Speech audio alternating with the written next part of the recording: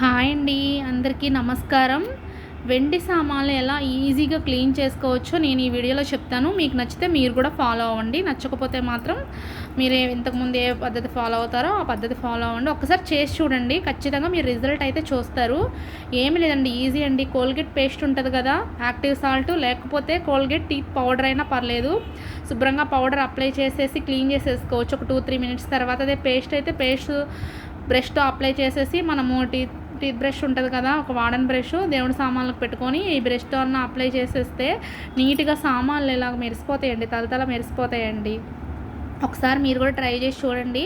ఇదేమి ఎక్కువ రిస్క్ ఏం కాదు, చాలా ఈజీ అంటే ఈజీ ప్రాసెస్. అదే ఇతర సామాన్లు అయితే కనుక ఎలా క్లీన్ చేసుకోవచ్చు, నిమ్మప్పు ఉంటుంది కదండి, నిమ్మప్పుతో అన్నా క్లీన్ చేసుకోవచ్చు. లేదనుకుంటే కనుక కొంచెం ఇటుకరాయి పొడి ఉంటుంది కదా, ఇటుకరాయి పొడితో అయినా నిమ్మప్పు ఇటుకరాయి పొడి కలిపన్నా క్లీన్ చేయొచ్చు. చాలా మెరుస్తాయండి. ఈ వీడియో నచ్చితే లైక్ చేయండి, షేర్ చేయండి. Thank you.